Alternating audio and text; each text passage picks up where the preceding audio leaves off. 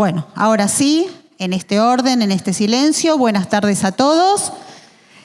Es una semana especial, es una semana, ¿sí? Siempre trabajamos la memoria. Esto es una semana en que en particular estamos trabajando la Shoah, la memoria de la Shoah. Se están desarrollando en la escuela diferentes actividades y hoy tenemos el honor, la suerte de recibir a Paula Jankov. Paula es licenciada en Filosofía y docente de la Universidad Nacional de Hurlingham. Investiga y escribe sobre temas relacionados con la historia, la memoria y el duelo. Paula está con nosotros. Paula es nieta de sobrevivientes de la Shoah y sobrina de Daniel Rus, desaparecido en la última dictadura cívico-militar. Ella, junto a su abuela, Sara Rus, y a su mamá, realizaron un documental, La memoria y después, que fue dirigido por Eduardo Feller, en donde podemos escuchar su historia. Vamos a escuchar a Paula y después va a haber tiempo para preguntas. Bueno, buenas tardes. ¿Se escucha bien? ¿Me escuchan? Después, si quieren, podemos hacer un acercamiento un poco más cercano, valga la redundancia. Me siento un poco ahí como alta. Yo te voy a hacer compañía. Bueno, primero gracias por esta invitación, gracias por esta escucha también que vamos a tratar de hacer entre ustedes y yo, un poco en diálogo también. Bueno, para empezar, es la primera vez que voy a hablar sobre mi abuela y que soy invitada para hablar sobre ella. Esto para mí es una novedad, les quería decir, porque, bueno, en general uno puede trabajar estos temas, pero cuando le toca hablar de una abuela, con todo lo que eso implica, bueno, cambia, ¿no? Un poco la cosa.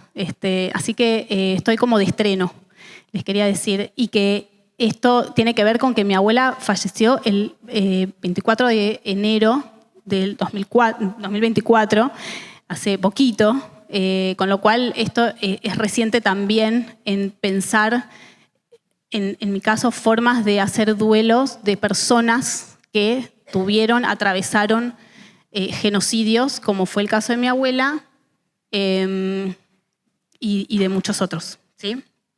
Bueno, me invitaron para contar un poco su historia, pero también para contar qué es lo que como nieta me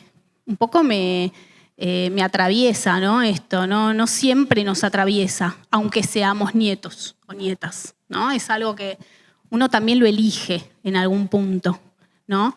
Y eso es una elección. Esto de que estoy acá es una elección también para mí y para que ustedes conozcan un poco más de qué pasa al interior de una familia que, le toca vivir los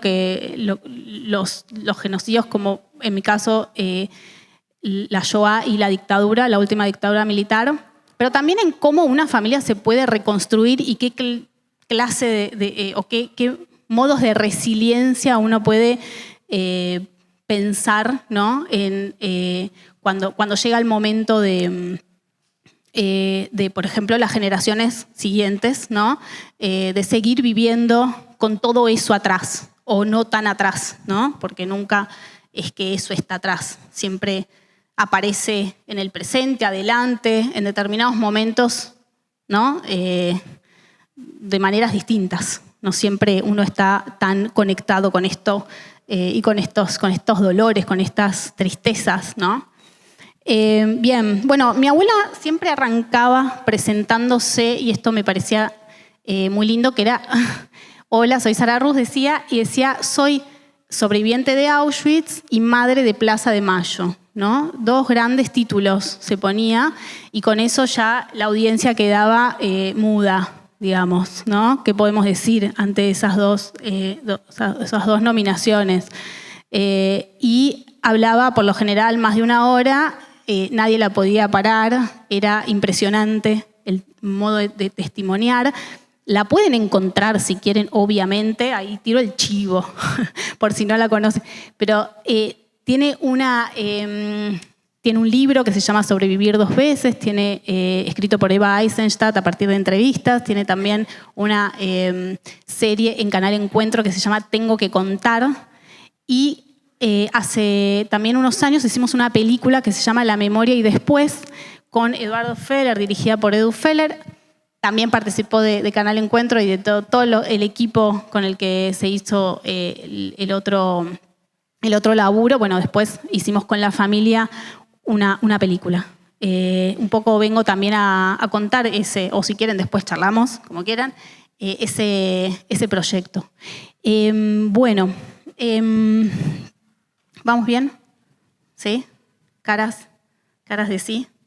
Bien, perfecto.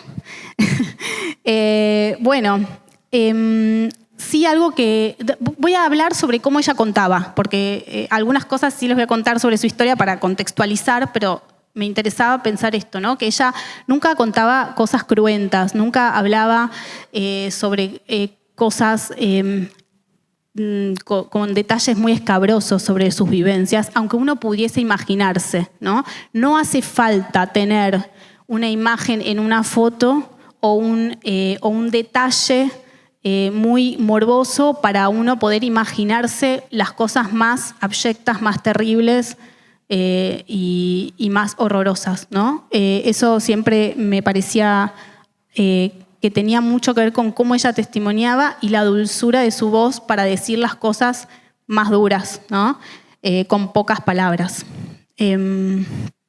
Bien, ella tuvo una linda infancia y acá creo que ahí me interesaba traerles lo que para mí son 3 grandes pistas de una persona que logró una resiliencia realmente muy impactante, para mí también como nieta, pero que tuvo impacto más allá de la familia, ¿no?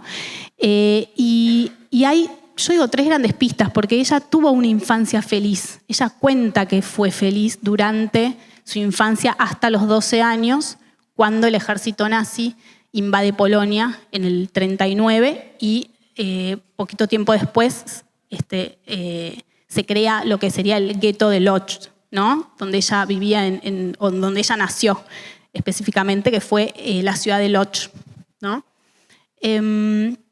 Y digo esta pista porque ella siempre se va a acordar de esa infancia con su padre, andando a caballo, andando en bicicleta, siendo libre, ¿no? Algo que quizás, ¿no?, cada uno de ustedes, nosotros podemos pensar, ¿no?, en hacernos esa pregunta. ¿Cuánto de esa marca que nos deja la infancia después nos lleva a tener una vida o a tener determinados comportamientos, determinada ética también, ¿no?, en la vida? Y creo que eso fue clave en su testimonio, ¿no? Ella nace entonces en Lodz y vive en una familia de peleteros, de textiles, bueno, vive bien hasta los 12 años, que empieza lo que sería la etapa del gueto, ¿no? Y en ese momento, en el gueto, ella tiene 2 o 3 grandes, como serían acontecimientos que solía contar, ¿sí?, y que a mí siempre también me impactaron. Rescato algunos como para que después los conversemos si quieren. El primero tenía que ver con que, bueno, ellos vivían en la pobreza, ¿no? En el gueto había que sobrevivir ahí, ¿no? Ella trabajaba en una fábrica de sombreros y hacía sombreros. Y cada vez, bueno, las condiciones eran peores, eran más terribles. Y en ese contexto ella cuenta que tuvo un hermanito, ¿sí?, que mi bisabuela parió en el gueto. Tuvo su hermanito, mi abuela, y que ese hermanito, ella no decía nada, decía muy poquito de ese bebé, pero bueno, ese bebé murió de inanición porque no tuvo suficiente leche, ¿no? Ella cuenta que iba a buscar leche y que la sacaban de las filas porque era una nena chiquita y había madres buscando leche para sus hijos, ¿no? Y su madre estaba un poco débil, entonces iba ella. Entonces, ese pequeño, pequeño y no tan pequeño acontecimiento de su vida, cuando uno piensa, ¿no?, en un bebé, ella no decía mucho más, pero simplemente un bebé muriendo en un gueto, bueno, nos hace ya un poco la escena de lo que podía ser también una primera aproximación de lo que podría ser unas condiciones difíciles y muy terribles de vida ahí, ¿no? En ese espacio de encierro. El segundo evento que ella se acordaba y que yo rescato también cuando pienso en ella es, una escena en la que, y pienso, es casi como una película cuando ella lo contaba, muy cinematográfico, cuando dos nazis entraron a su casa porque entraban y sacaban, ¿no? Saqueaban y sacaban gente y humillaban gente y hacían todo tipo de desprecios y de vejaciones. Y entonces entraron dos nazis a su casa y vieron un violín y preguntaron de quién era ese violín. Y mi bisabuela, su mamá, contestó que era, muy orgullosa, contestó que era de mi abuela. Y los nazis agarraron el violín y lo partieron al medio en la mesa de su casa, ¿no? Como demostrando su poder ahí. Y en ese acontecimiento creo que también había, ¿no? Creo que ella podía contar con esos poquitos elementos mucho de lo que significaba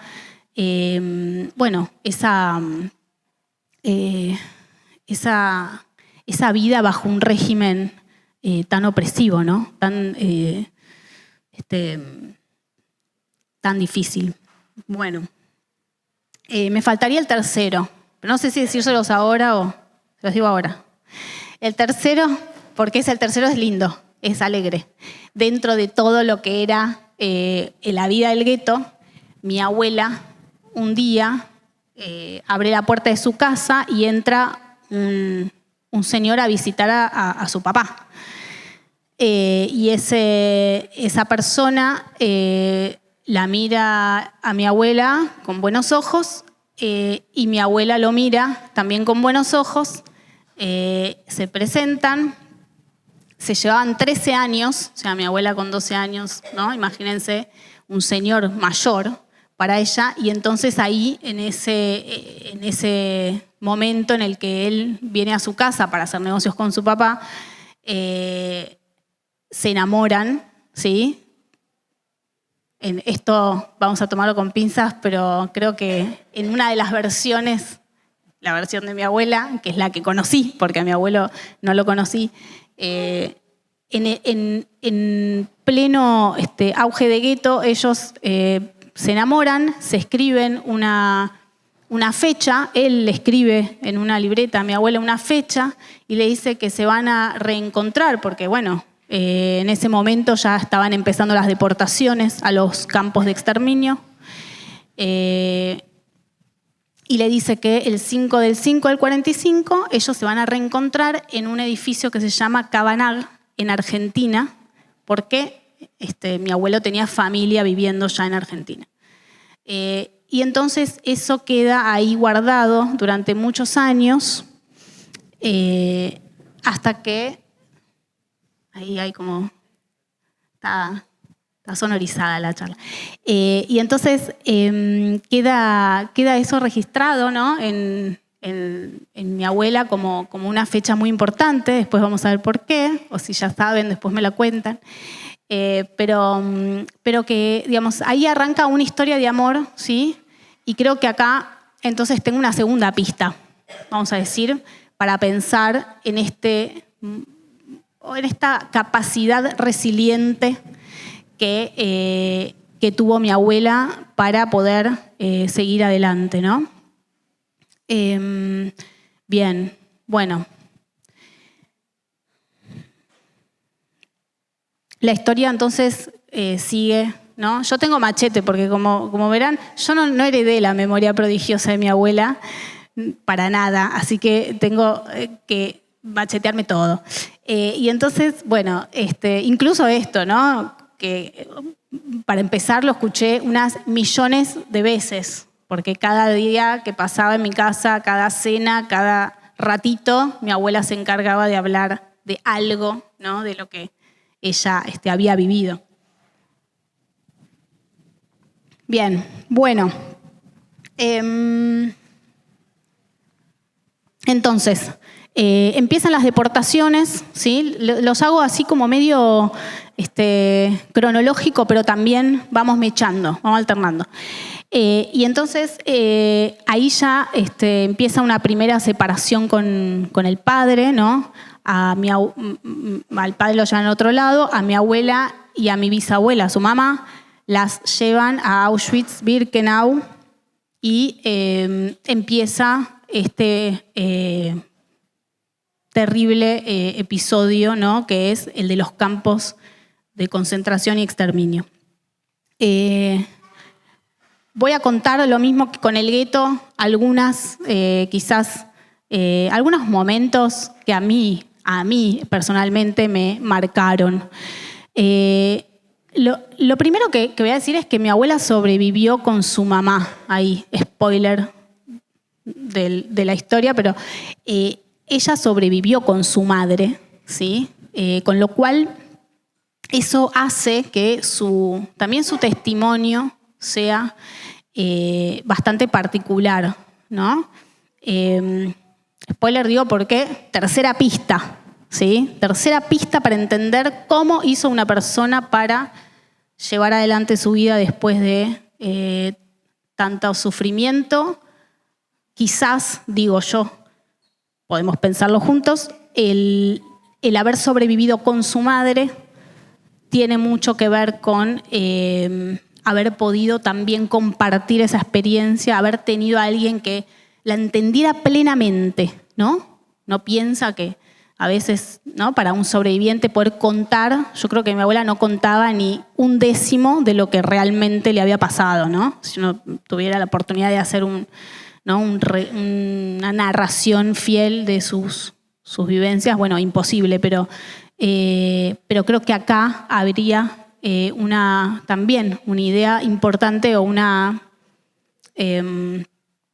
aspecto importante de por qué ella o cómo hizo ella para después festejar cumpleaños, ¿no? Sonreír, abrazar a sus nietas, llevarnos a las nietas a la plaza todos los días.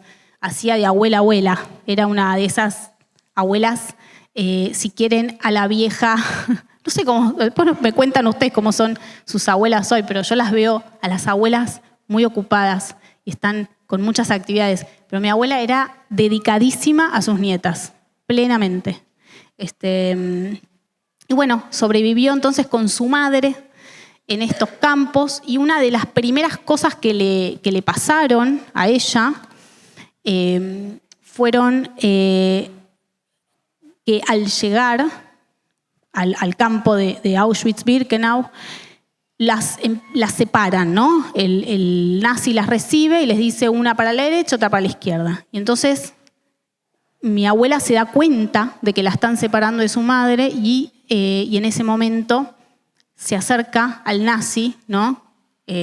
A esta persona y le dice, en alemán, le dice, me sacaste a mi mamá, quiero a mi mamá. Y ella no sabe cómo ni por qué, por esos azares de la vida, ¿no? Que nunca vamos a entender. El nazi le devuelve a su mamá y la pasa para el otro lado, ¿no? Ese pasarla para el otro lado significaba pasarla para el lado de la vida, ¿no?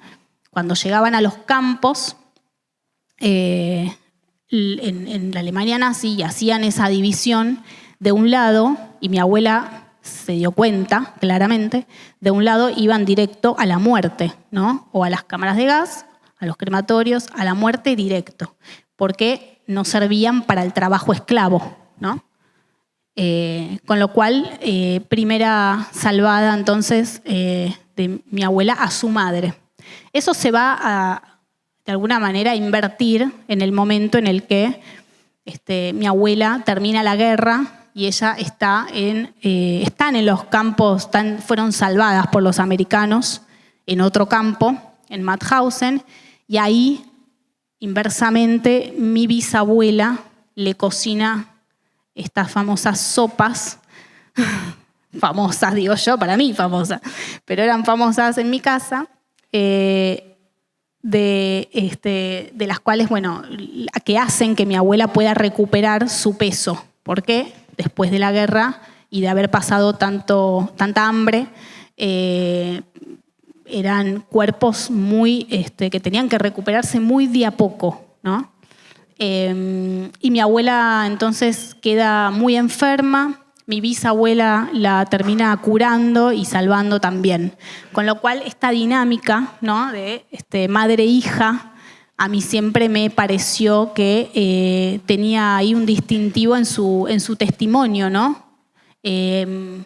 No sé, digo, cada testimonio con sus propias particularidades. El de mi abuela tenía ¿no? Esta particularidad. Bien. Bueno.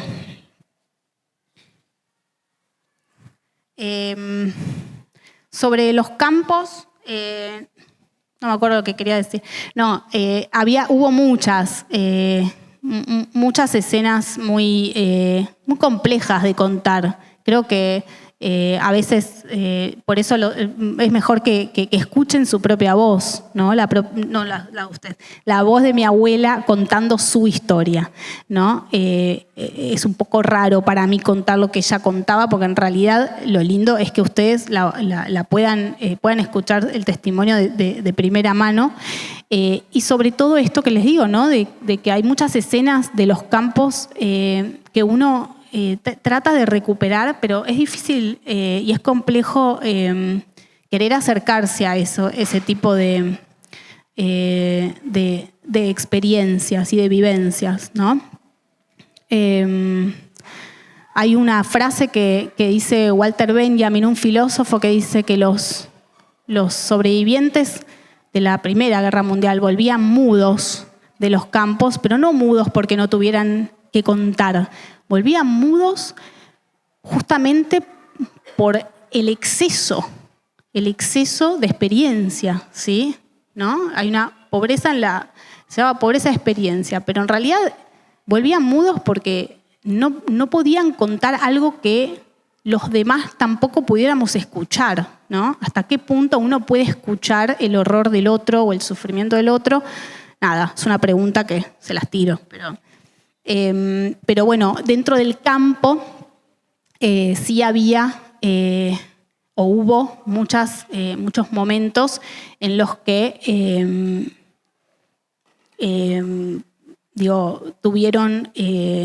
tuvieron situaciones de muchísimo sufrimiento, de muchísimo de tener que estar postradas, en el caso de mi abuela, por un accidente, por un trabajo que le dejó un accidente muy grave, sin comer, sin sanar las heridas, ¿no? Ella trabajaba en una fábrica de aviones, ya cuando estaban en Mauthausen, y entonces un riel le hizo un corte muy grande, la mandaron a una enfermería y en ese momento, no le querían, ¿no?, dar alimento suficiente, ¿no? Y esas situaciones quizás tan límites, ¿no?, hacen que tengamos que hablar de esto también, ¿sí? Que tengamos que pensar en esto. Ella entonces, a partir de ese accidente, le dicen, ¿no?, más tarde, que no puede tener hijos. Esto también era un dato, ¿no? A una persona que logra sobrevivir, le dicen después que no puede tener hijos, ¿no? Sabemos que después de la guerra hubo un baby boom, ¿no? Todos a tener hijos a lo loco. Había que salir a a repoblarnos, ¿no? Salirnos de esa idea de que los judíos nos estamos extinguiendo del mundo porque quisieron extinguirnos, ¿no? Había que superar un poco esa idea. Bueno, vuelvo un poquito para atrás, pero solamente para dejar este dato de la esterilidad, porque era importante para una persona que salía de la guerra poder pensar en un futuro, ¿no? Bueno, se recuperan entonces mi abuela y su mamá en un campo en Alemania, salvadas por los norteamericanos, y entonces mi abuela recibe una carta de una amiga, una conocida, que dice que Bernardo Beno, este joven tan apuesto que había conocido en el gueto, estaba vivo en Polonia trabajando en el gobierno polaco, ¿no? Y entonces mi abuela, en el medio del caos de posguerra, decide irse a Polonia a reencontrarse con quien después fue mi abuelo, Bernardo. Se reencontraron, se casaron, ahí medio ilegal, pero se casaron y vinieron para la Argentina mi abuela, su mamá y Bernardo, ¿no? Y ahí empieza la nueva etapa, digo, la resiliencia en otro país. ¿Qué implica? ¿Qué implica llegar a un país? Aprender el idioma, o sea, estaban en cero, ¿no? Pensemos, ¿no? Estábamos ahí con todas las ganas de reconstruirnos, pero sin nada, ¿no? Con la necesidad de aprender el idioma, la necesidad de entender las costumbres, los códigos, de vuelta, ¿no? Hacer una vida nueva de cero. Y eso es lo que hacen. Vienen a Argentina, logran entrar por Paraguay ilegalmente, porque la frontera estaba cerrada. Esto le gustaba decir a mi abuela, entonces lo digo, pero... Te quiero contar que tu abuela lo contó en esta escuela.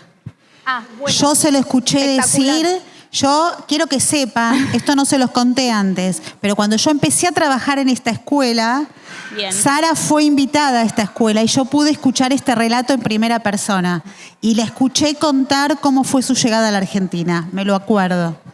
Bueno, le gustaba contar eso. Y le gustaba contar también, no sé a ver si te acordás, pero que mi abuelo le escribió una carta a Eva Perón para pedirle que por favor les dé un pase, porque ellos llegaron por Formosa, por Paraguay, Formosa, cruzaron ahí la frontera, y le pidió a Eva Perón que por favor le dé un pase para llegar a Buenos Aires, donde estaba su familia viviendo, ¿no? Y entonces, no sé por qué, a mi familia le encanta esto, pero bueno, decir que Eva Perón respondió y les llegó el pase, bueno, no puedo confirmar ese dato. Pero bueno, pero sí es cierto que mi abuelo escribía muchas cartas. Y así que de ese lado me parece que sí era interesante. Todo por carta, chicos. Carta manuscrita, ¿sí? Bien. Contexto también eso. Bueno, llegan entonces finalmente a Buenos Aires, donde empiezan entonces a reconstruir su vida, y mi abuela es llevada a varios médicos para entonces ver si efectivamente no podía tener hijos, y entonces ya cerraba ahí, digamos, la esperanza. Pero uno de los médicos le dijo que iba a poder, ¿no? Y entonces ella se agarró ahí de ese halo de luz, ¿no? Este pequeño halo de esperanza, y tuvo en el 1950, el 24 de julio del 50, tuvo a Daniel Rus, y más tarde, 5 años más tarde, el 24 de diciembre, muy prolijos en mi familia, 24 de julio, 24 de diciembre, a mi mamá, Natalia. Y entonces ya eran 4, una familia de 4 integrantes, una familia completa que empezaba a rehacer su vida, ¿no? Y entonces,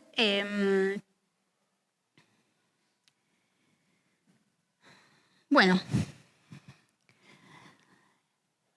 ¿cómo entrar en esta etapa? Entonces, veranean, no sé si están las fotos o no. A ver, ahí había puesto una foto. Bueno, muestro un par de fotos para, solamente para que... ¿Ven bien? ¿Se puede apagar esa luz, Carlito? No, desde acá. Ahí va, perfecto. Se me alborotan en 2 minutos. Bueno, entonces, como para que tengan alguna imagen, ¿no? Mi abuela, las únicas 2 fotos, tiene otra creo además, pero tiene muy poquitas fotos de ella de chica, recuperadas a partir de familiares que vivían en Argentina. Ahí hay la única foto que ella tuvo de su padre, que está acá. Y bueno, la foto, no sabría decir los años, honestamente, pero bueno, podemos más o menos ver que era jovencita, chiquita. Bueno, perdón. En esta foto sí ya son de posguerra, ¿no? Entonces ahí ven a mi abuelo con ella, a Bernardo, está mi bisabuela, ahí también, siempre impecables, todos con sus pieles y sus, ¿no? Familia de peleteros para mí era lleno de textiles, lleno de telas y cosas. Bueno, y acá venía, ¿por qué venía a contar esto? Porque empieza una etapa entonces donde ya están Daniel y Natalia, mi mamá, en la vida de mis abuelos, de Sara, de Bernardo, y se van de veraneo, ¿no? Y hacen veraneos en Miramar, y hacen una vida de ir al colegio, una vida como la que podemos pensar nosotros tenemos o tuvimos, ¿no? de más jóvenes. Y entonces, acá creo que, nada, una muestra de que, digo, vivían una vida muy, muy linda, ¿sí? Es decir, mi mamá y mi tío tuvieron una infancia muy linda. De vuelta, para mí, la idea de la infancia, ahí, como lo importante. Hasta que llega el año 76 y en marzo del 76, como sabemos, se inicia este golpe de Estado, ¿no? Se da este inicio de lo que fue esta dictadura sangrienta, ¿no? Del 76 al 83. Y en ese periodo, mi tío Daniel ya estudiaba física en la Facultad de Exactas y trabajaba, ¿no? en la Comisión Nacional de Energía Atómica, algo que él siempre había querido y que además estaba ahí becado por el propio gobierno, ¿no? Bien, y entonces Daniel en el 15 de julio del 77 desaparece junto con varios compañeras de la CONEA que trabajaban también en este establecimiento investigando y lo que quizás hoy nos parece, investigando, él estaba en el sector de materiales, por lo que tengo entendido, y que hoy quizás nos parece un poco raro, pero cuando hablamos de nuestros recursos, por ejemplo, del litio, ¿no? Por ejemplo, de todos los minerales que hay en nuestro suelo, ¿sí?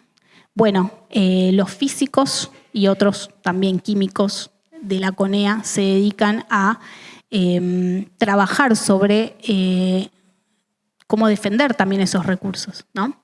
Me gusta pensar que él estaba también ¿no? en ese lugar de una conciencia, ¿no? No tengo demasiada información, ni les puedo contar tanto sobre la militancia de Daniel. La realidad es que en mi familia la palabra militancia no estaba bien vista hasta hace poco, ¿no? Hasta hace pocos años. Tuvo un periodo en el que esa palabra estaba casi negada en mi casa.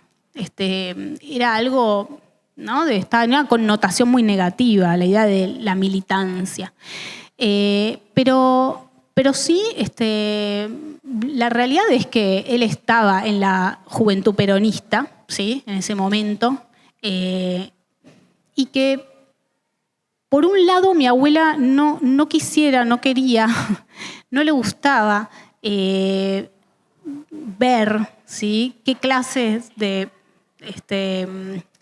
movilizaciones o de actividad política tenía, ¿no? Pero por otro lado, mi mamá, que empezaba la carrera de sistemas, primero matemáticas, después sistemas, todos de ciencia, menos yo. Filosofía, no sé por qué, salimos así, pero todos iban por el lado de las ciencias.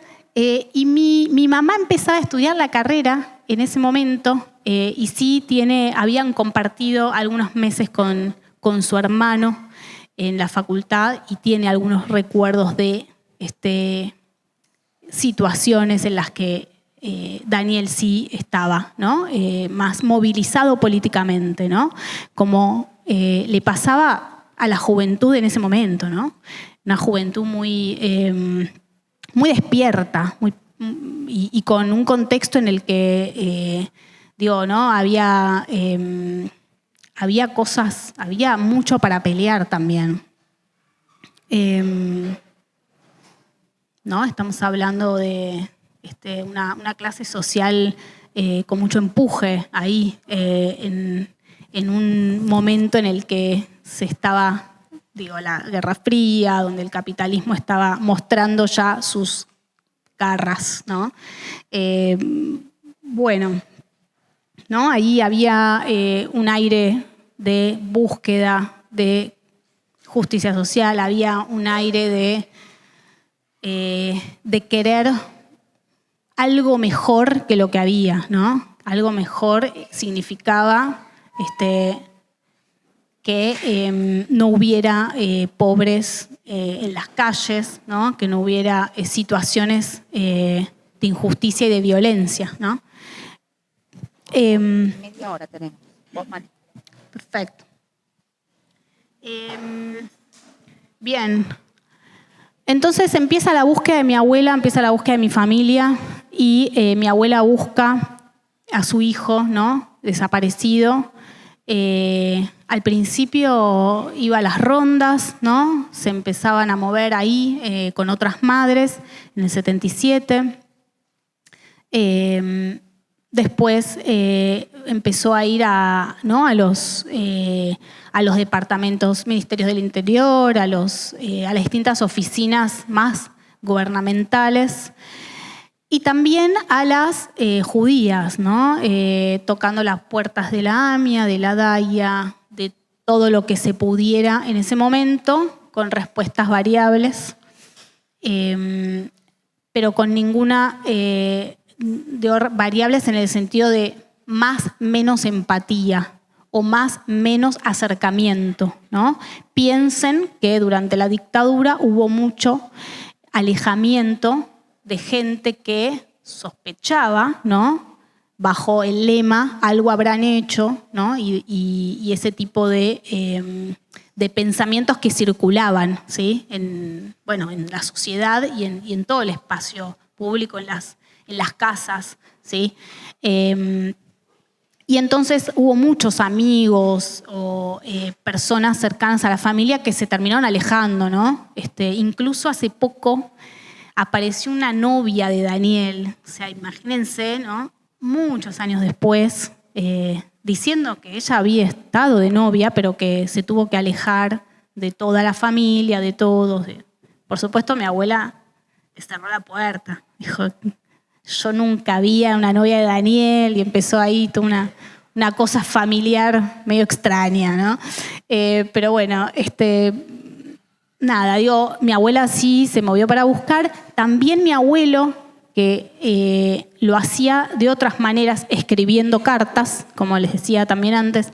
Él escribió una carta a Videla, escribía cartas, le escribió al Papa, que en ese momento era un Papa polaco, le escribió en polaco al Papa Wojtyła, le escribía cartas a la ONU, le escribía cartas a todos los organismos que pudiera y se movieron para buscar a Daniel por absolutamente todos los espacios y los lugares y las personas que pudieran ayudar. De Daniel no se supo nunca más nada, así como tampoco se supo de varios de sus compañeros desaparecidos el mismo día en la puerta de la CONEA, ¿no? Bien, esto va a dejar un agujero enorme en la familia, ¿no? Y entonces yo nazco el 27 de abril de 1984 y a los 5 días se muere mi abuelo, con lo cual para mí yo nazco con un doble duelo, ¿no? El duelo de mi abuelo, que dijo que él no tenía para él más sentido vivir después de la desaparición de Daniel. Esa fue la frase, ¿no? Y dijo, le doy 6 meses a esta democracia para que encuentren a mi hijo, y a los 6 meses se muere de un cáncer de pulmón. Y entonces, a mí un poco, voy a mí un rato para pensar juntos también esta relación de nieta y sobrina, pero nieta de Sara, que fue para mí la abuela que luchó y siguió y siguió y siguió, y que siempre me posó a mí una pregunta, o me presentaba a mí la pregunta, justamente, la pregunta de cómo sí pudo ella vivir con tanto. ¿Cómo puede alguien vivir con tanto en su cuerpo, ¿no? Con tanto. Y ahí, bueno, me dejaba un poco pensando, ¿no? En cómo hicimos, ¿no? ¿Cómo hicimos para estar con ella tanto tiempo sin saber, ¿no? Porque al final, digamos, nosotros nos enteramos un poco, ¿no? Tiempo después, bastante tiempo después. Yo diría que cuando, no sé, tenía la edad de ustedes, ¿no? Incluso desde el colegio nos habían dicho de ir a la Plaza de Mayo, a las rondas de los jueves, y ahí dije, bueno, y mi abuela, ¿no? Pero nunca la había acompañado antes. Con lo cual piensen, a mí esa experiencia escolar también me marcó un inicio de diálogo familiar, ¿no? Creo que esto les puede también, llevar después a sus casas a pensar cada uno dónde estaba yo cuándo, ¿no? ¿Dónde estaba yo cuándo? Y ahora nos podemos nosotros poner hoy, ¿dónde estaba yo cuando pasó el 7 de octubre? ¿No? Nosotros siempre, ¿dónde estaba yo cuando el atentado a la AMIA? ¿Dónde estaba yo cuando? ¿Dónde estoy? ¿No? ¿Dónde estoy ahora cuando pasan las cosas que pasan? ¿Sí? Cuando pasan todas las injusticias que están pasando, cuando pasa una guerra en las redes, ¿no? Guerra simbólica o lingüística, pero que sabemos que no es inocente. Y esas quizás son algunas de las ideas que quería traerles como para que conversemos y pensar en cómo hacemos para vivir con esos traumas, ¿no? Con esos agujeros que dejan familiares, en este caso un desaparecido que no tiene un cuerpo, donde mi abuela, mi abuelo y mi mamá y su mamá, que después se murió cuando yo era muy chiquita, no tuvieran un lugar donde poner una flor, ¿no? Y ahí voy a contar esta anécdota y después ya vamos a un espacio de intercambio.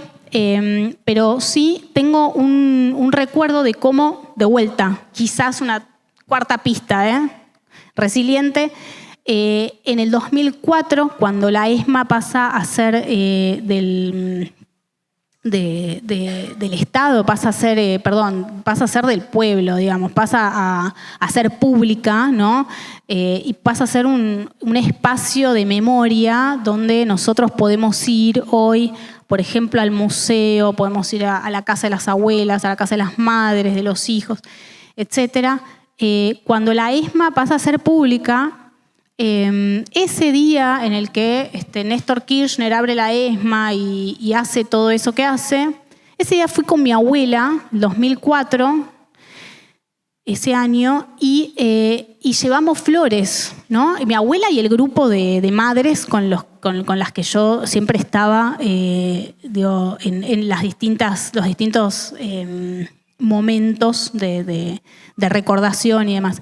Y entonces fuimos con flores y mi abuela, lo más naturalmente, ¿no? Fue y puso flores en el Salón de las 4 Columnas, que es un salón apenas ahí donde se entra el salón más grande. Y entonces a mí me impactó la imagen, tanto esa imagen de entrar a la ESMA, poner una flor, como la imagen de ir al Parque de la Memoria y arrojar una flor al río. Esas son las imágenes para mí de una persona que no tiene el cuerpo, ¿no?, de su hijo y aún así inventa sus propios rituales, ¿no? Ella y las madres, ¿sí? No solo ella, como lo pongo en una historia personal, pero quiero abrir la historia ahí a lo que hacían y lo que hacen las madres, que es buscar esos lugares de duelo comunes y colectivos, porque en realidad lo importante de esta resiliencia tenía que ver o tiene que ver con un duelo colectivo, un duelo de la sociedad, un duelo de preguntarse ¿dónde estaba yo en ese momento? ¿Qué silencios? ¿Qué callé? ¿Qué no callé? ¿Qué dije? ¿Qué no dije? ¿No? ¿Qué complicidades tuve? ¿Qué silencios tuve? ¿Qué cosas me animé a decir y qué cosas no? Todo eso me parece que tiene que ver con también esta reconstrucción, ¿no? Así que bueno, charlemos. Gracias, Paula. Gracias. Chicos, ¿alguna pregunta? Algunas preguntas. Acá tengo... A ver, ¿alguien que quiera hacer alguna pregunta? ¿Quién quiere? Por acá, a ver, vamos a empezar. Vamos a hacer silencio si escuchamos las preguntas. Aflojaron de escuchar una hora, muy bien. Ahora volvemos al silencio. Volvemos al silencio. Por acá viene la primera pregunta. En realidad tengo dos preguntas. Por un lado, en relación a tu abuela, quería preguntarte si tenía hermanos o tíos que estuvieron con ella en el gueto o si sabía algo sobre sus vidas. Y por otro lado, si vos tuvieras hoy en día la posibilidad de charlar con tu tío, ¿qué sería lo primero que quisieras saber o preguntarle? Bueno, gracias por esas preguntas tan difíciles. Primero, la primera es que mi abuela no tenía otros hermanos, solo cuenta que murió en el gueto, bebé. Pero con respecto a lo que tiene que ver con Daniel, es muy difícil para mí imaginar. Sí tuve una etapa, voy a decir, acá confieso, un confesionario armamos, de escribir sobre él en un momento en el que me conecté mucho con mi abuela, iba a almorzar todos los días a su casa, tenía una relación muy, muy pegada con ella. Y en ese momento sí, quizás a través de la escritura pude pensar más que en una conversación con él, ¿en qué le diría yo? Sí, porque no es un contrafáctico que no se me ocurre hacer, pero sí en pensar en todos los efectos que tiene para mí una figura desaparecida en mi familia, los efectos que tiene a nivel sensitivo, voy a decir, a nivel sensibilidad, ¿no?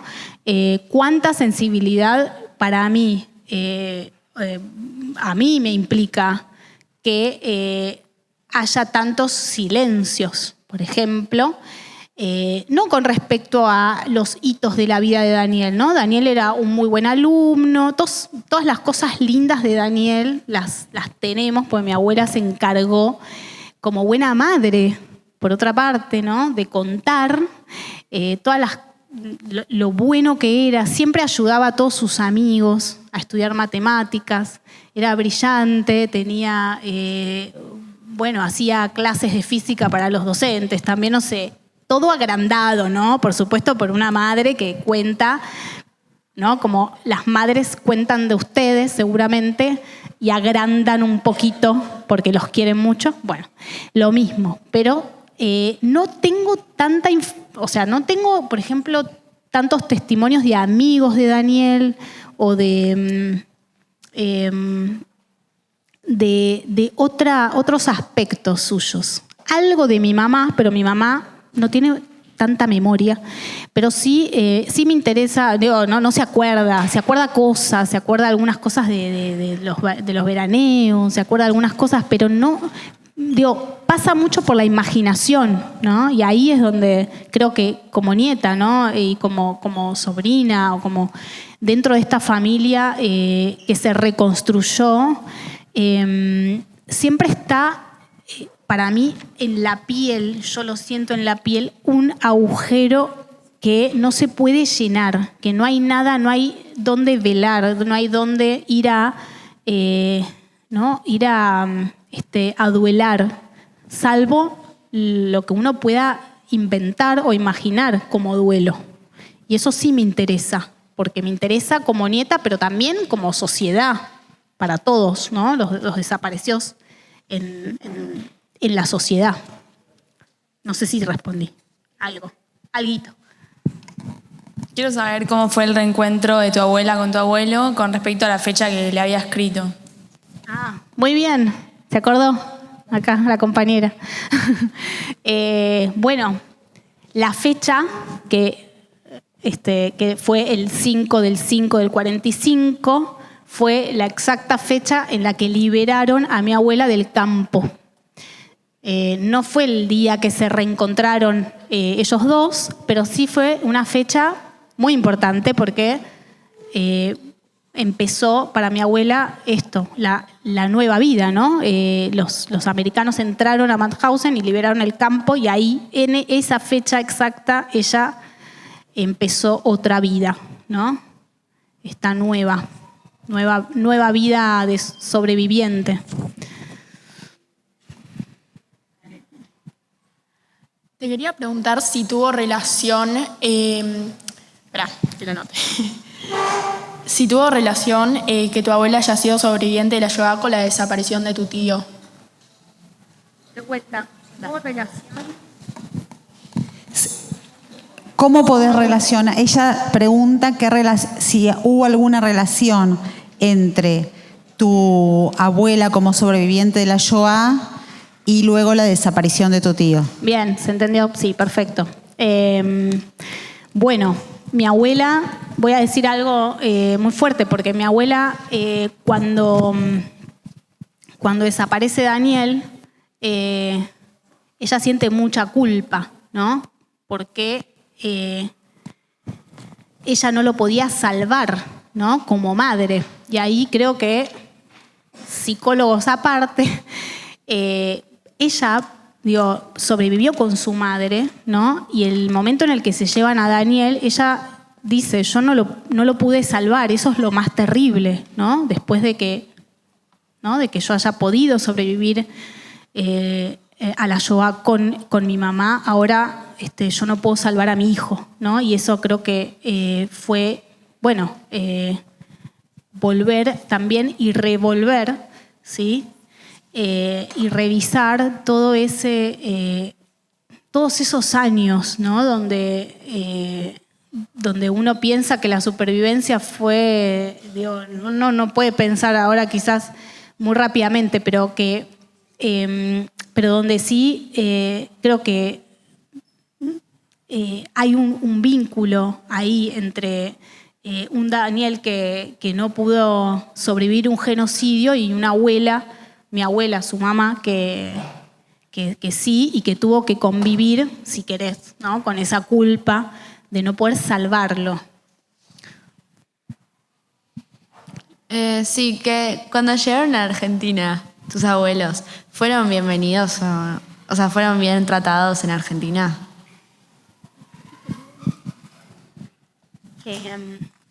No sé, son preguntas que yo no sé si puedo responder.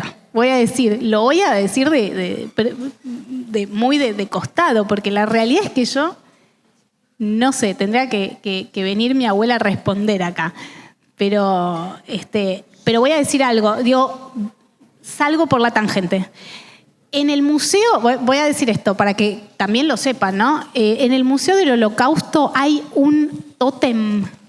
No sé si fueron, ¿sí? Un tótem de mi abuela al que se le pueden hacer preguntas. Digo esto para la compañera porque yo no te puedo asegurar todo lo bien o mal que la hayan tratado. ¿Se escucha? ¿Alguna otra pregunta? Paula, yo te quiero contar algo, y a todos. Además de que vamos a poder ver el documental que ustedes hicieron, en el YouTube de la escuela está toda la entrevista que se le hizo a tu abuela acá en esta escuela. Así que si entras al YouTube de Yolem, pueden verla y quizás ahí también encontramos algunas respuestas. Yo tengo acá un montón de preguntas que se hicieron en algunas divisiones. Una de ellas es, ¿cómo impactó el ir a Marcha por la Vida? Si vos sabés si tuvo algún impacto en el ir a Marcha por la Vida en tu abuela, en la familia, en vos, si vos pudiste ir con ella. Bueno, vieron que esa foto de ahí, que está la que está acá con los pins, mi abuela, esa es una foto de Marcha por la Vida. Ella fue a Marcha por la Vida con mi mamá. Yo no fui, nunca fui todavía. Me gustaría ir tal vez con mi papá, porque mi papá también tiene tengo otros 2 abuelos sobrevivientes del lado de mi papá. Y eso lo estamos reservando, no sé por qué, pero en algún momento lo haremos, ojalá. Y si no, también me gustaría. Mi abuela fue a Marcha por la Vida con mi mamá y surgió algo muy curioso, que es que surgió la posibilidad con el grupo con el que iban de visitar la ciudad de Lodz, donde ella nació. Y entonces lograron desviar a toda la, no sé qué es, a todo el grupo a Lodz, y llegaron y mi abuela se acordaba absolutamente de todo, de las calles, de la farmacia en la esquina, de dónde estaba el lugar de las comidas, de dónde estaban. Empezó a hablar polaco con la gente, cosa que no hablaba polaco hacía, no sé, 60 años. Y así, ¿no? Y se acordaba exactamente el número de la calle, su casa, su primera casa, y fueron a ver esa casa, porque era la casa donde ella después se la habían llevado de ahí. Y fueron a la casa y había una mujer viviendo, entraron a esa casa y mi abuela le fue contando a todo el grupo, ¿sí? Tenía, no sé por qué, una obsesión con el baño, porque el baño era común, ¿no? No había un baño privado. La cocina también, y dónde ponían las cosas, el gefilte fish para las fiestas, y dónde ponían, ¿no? Se acordaba de todo. Realmente la memoria que tenía mi abuela era impresionante y cada charla que ella daba sumaba otro dato que nunca habíamos escuchado. Eso bueno, para mí es un placer que si pueden escucharla y poder ver eso también, ¿no? El cómo hablaba, el cómo testimoniaba. Pero específicamente de marcha, eso me acuerdo. Y bueno, mi madre podría contar más sobre esto en algún momento si quieren, pero es súper interesante volver al lugar de donde ella había sido arrancada, ¿no? Y hablando el idioma, y hablando y comunicándose, y pudiendo caminar esas calles, y riéndose, y haciendo todo lo que una persona hace visitando una ciudad también, ¿no? En el documental se ve, cuando vean el documental, en el documental se ve el momento en que ella entra a la casa de su infancia y es muy impactante. Quedan muy poquitos minutos. ¿Hay alguna pregunta más? Una más por acá y te voy a leer una mía que es de los chicos, no es mía. Me llamó bastante la atención cómo dijiste que a tu abuela, cuando estaba bastante débil, tu bisabuela le dio una sopa que le hacía recuperar como las fuerzas, tipo todas las fuerzas, y la curó. ¿Qué tenía esa sopa? Amor. La receta, ¿querés la receta? No, la receta es, ¿sabes cómo daba las recetas mi abuela? Un poquito de esto y otro poquito de esto. ¿Y cuánto? ¿Cuánto de esto y cuánto? No sé, un poquito y un poquito. Y mi bisabuela hacía lo mismo. Así que la receta no la tenemos, pero sí había algo vincular en la comida seguro, ¿no? La comida es el amor que le daba a mi abuela, mi bisabuela, ¿no? En ese momento. La necesidad de tener algo hecho por ella, ¿no? La necesidad de que haya una mano de la familia haciendo esa comida, creo que era, bueno, simbólicamente, pero también en los hechos. Era algo que también tenía que ver con la recuperación. Paula, entre todas las preguntas que me enviaron los docentes, hay una que no casualmente es con lo que vos hoy cuando llegaste a la escuela fue de las primeras cosas que hablamos, porque acá dice, ¿vos te sentís responsable de ser parte de esta historia? ¿Qué pregunta? No suelo sentirme responsable porque soy nieta. Lo digo así, no creo que por ser nieta tenga que, como un deber, ¿no? Y esto va contra todo lo que me dijeron toda mi vida, ¿sí? Incluso mi abuela. Pero sí creo que a todo aquel o aquella a quien esto me refiero a las historias atravesadas por violencias o atravesadas o de víctimas de genocidios o como quieran, a todos aquellos y aquellas que esto realmente les esté afectando, sientan sensibilidad ante esto, creo que son responsables porque están sintiendo algo les está pasando con eso. Si te está pasando algo con eso, entonces tomalo, ¿sí? Tomalo y acá creo que me vuelvo quizás un poco menos nieta y más pensadora crítica de esto. Creo que es algo que nos afecta socialmente y colectivamente, con lo cual lo que quizás estaría bueno en esos casos hacer, como quizás me lo digo a mí misma también, es hacer alianzas, hacer vínculos, hacer relaciones con estos sujetos sensibles a los temas, ¿no? De memoria, de heridas fuertes, ¿sí? Con lo cual la respuesta es, ¿cuál es la respuesta? La respuesta es que como nieta siento mucho amor a mi abuela, pero no porque sea nieta soy responsable. Sí creo que el vínculo con mi abuela me llevó a tener esta, si quieren, sensibilidad o este interés, pero por el vínculo con ella. O sea, para mí acá la clave es afianzar vínculos humanos, si quieren, ¿no?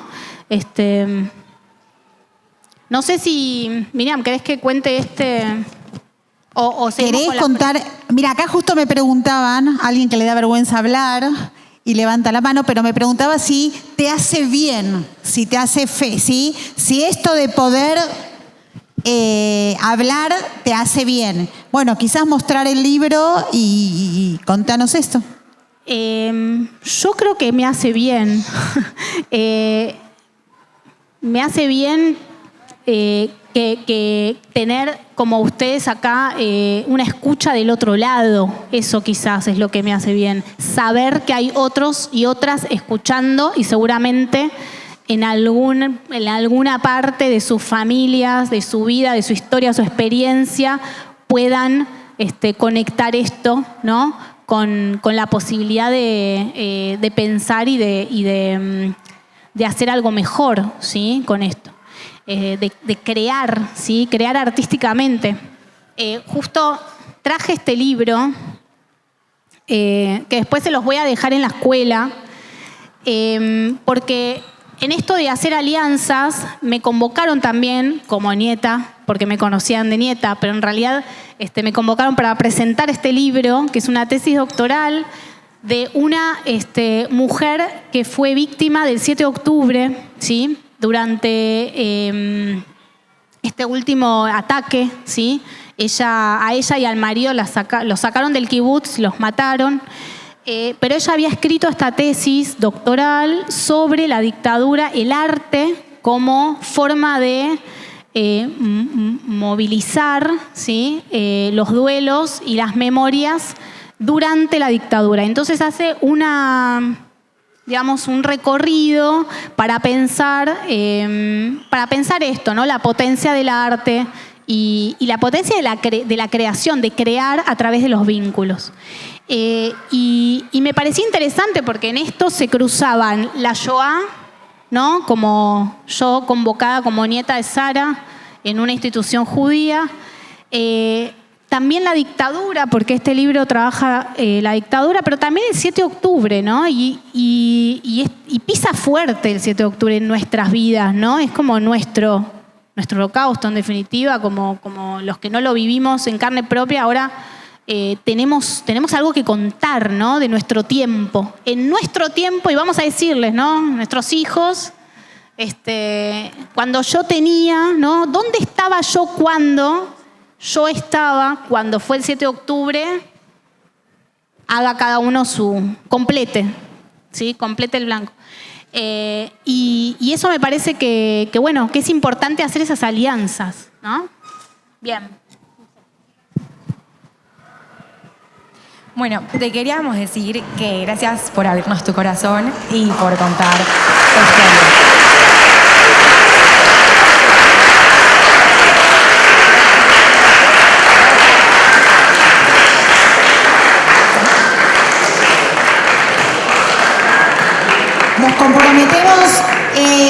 Nos comprometemos a nosotros seguir profundizando en tu historia, en la historia de tu familia y a contarla, ¿sí? Escuchen, escuchen todos.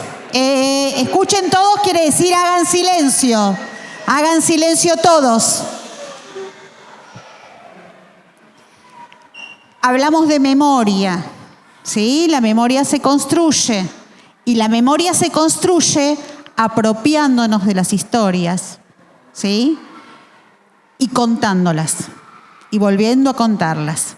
Entonces, nuestro compromiso hoy, en la cena de esta noche, ¿sí? No mañana, pasado, en la cena de esta noche, es contar qué pasó hoy en la escuela, qué historia contamos, entrar al YouTube de la escuela, ver el documental y seguir y decir por qué estas historias me están hablando a mí, hoy, acá, en la ciudad de Buenos Aires. Gracias por inspirarnos. Gracias.